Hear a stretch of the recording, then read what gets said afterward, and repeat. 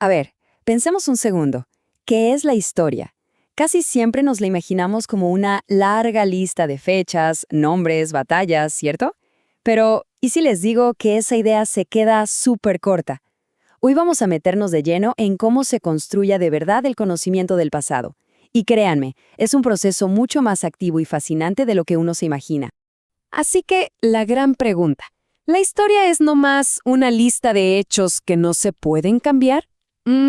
La respuesta es un no, pero un no rotundo. Olvídense de que es un simple catálogo de datos. Es algo vivo, complejo y, sobre todo, humano. Y para entenderla de verdad, hay que empezar por el principio. Y el principio no son las cosas ni las fechas sueltas. No, no, no. Son las personas, la gente que vivió en esos momentos. Hay un historiador increíble, Mark Bloch, que lo dijo perfecto. El verdadero objeto de la historia son las personas.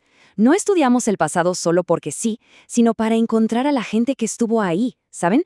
Para entender qué pensaban, a qué le tenían miedo, cómo armaron sus sociedades. Y esto nos lleva a una idea que, la verdad, es súper potente. La historia es la ciencia de los seres humanos en el tiempo. Ojo, esto es clave.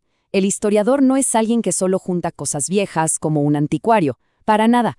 Es más bien un investigador que lo que busca es comprender la experiencia humana, cómo se fue desarrollando a lo largo del tiempo. Pero a ver, si no tenemos una máquina del tiempo, ¿cómo le hacemos para conocer esas vidas? Bueno, aquí es donde empieza el verdadero trabajo de detective.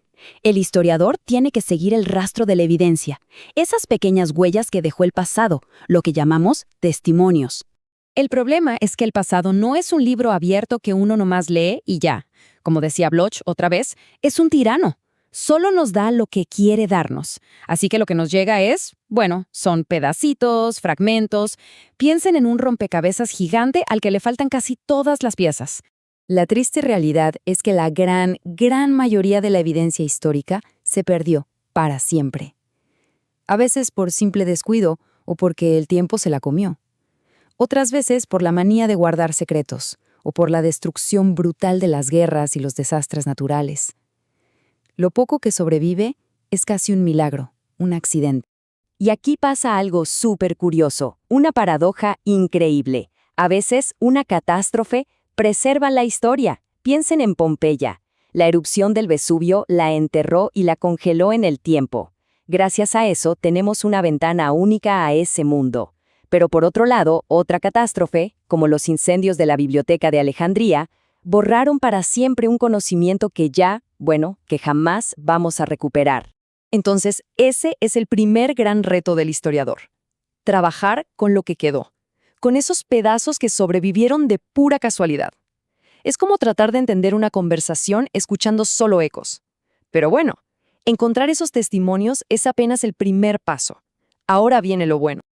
Ok, ya tenemos los fragmentos, las pistas, ¿y ahora qué? ¿Cómo se arma algo con eso? Pues aquí es donde el historiador se pone el sombrero de detective y empieza a interrogar cada pieza de evidencia. Y es un interrogatorio súper riguroso, ¿eh? La herramienta principal para este trabajo se llama el método crítico. Y ojo, no se trata de ser cínico o de no creer en nada. Se trata de tener un escepticismo organizado, sistemático. Es el arte de no tragarse nada a la primera. Cada testimonio, cada fuente pasa por un examen súper estricto para ver qué es verdad, qué es mentira y qué fue solo un error. Este proceso tiene varios pasos que son clave. A ver, número 1, dudar de todo, sistemáticamente, no dar nada por sentado. Número 2, comparar, poner una fuente junto a otra y ver dónde chocan y dónde coinciden. 3, que es súper importante, investigar los motivos. ¿Por qué se escribió esto? ¿Quién lo escribió y para qué? Y por último, 4, aprender a diferenciar entre una mentira con toda la intención y un simple error que a todos nos puede pasar. Miren, un ejemplo buenísimo de esto es el mito del avión de Nuremberg en la Primera Guerra Mundial.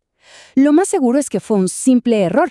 Alguien vio un avión comercial y se confundió, pero la gente, con los prejuicios y la propaganda de la guerra, lo convirtió en la prueba de un ataque enemigo.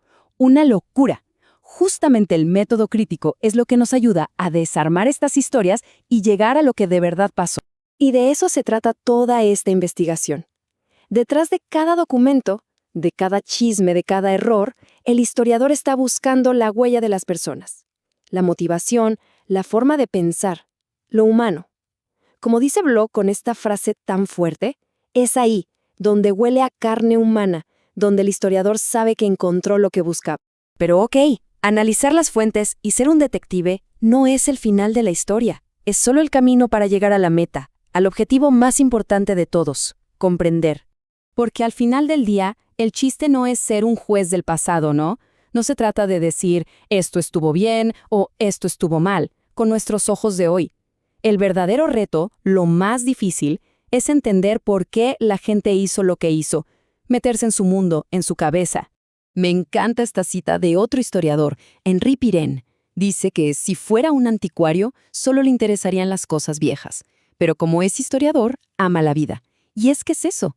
La historia no es un estudio de cosas muertas. Está viva, porque se trata de la vida de antes y la de ahora. Para entender de verdad un momento histórico, cualquiera que sea, no basta con saber la fecha y quiénes estaban ahí. Hay que entender todo el mundo que lo rodeaba, su política, su economía, en qué creían. Hay que sentir, como decía Bloch, ese temblor de vida humana que está detrás de todo. Y aquí llegamos a una idea que es fundamental, una especie de círculo virtuoso. Muchas veces no entendemos lo que pasa hoy porque no conocemos el pasado. Pero también funciona al revés. Es casi imposible entender el pasado si no entendemos nada del mundo en que vivimos ahora. Bueno, y después de todo este rollo, ¿por qué debería importarnos? O sea, ¿de qué nos sirve todo este trabajo tan detallado en nuestro día a día? Porque la historia es mucho, pero mucho más que una materia de la escuela. Es en realidad una forma de pensar, un entrenamiento para el cerebro. Nos enseña a dudar con método, a analizar lo que vemos y leemos, a cachar los prejuicios, los de otros y los nuestros, y entender que todo está conectado por causas y consecuencias. Y esto nos deja con una última pregunta para reflexionar.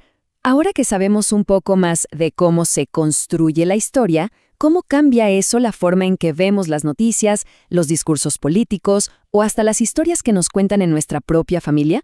Al final, este oficio del historiador es una herramienta de pensamiento crítico que nos sirve a todos, todos los días,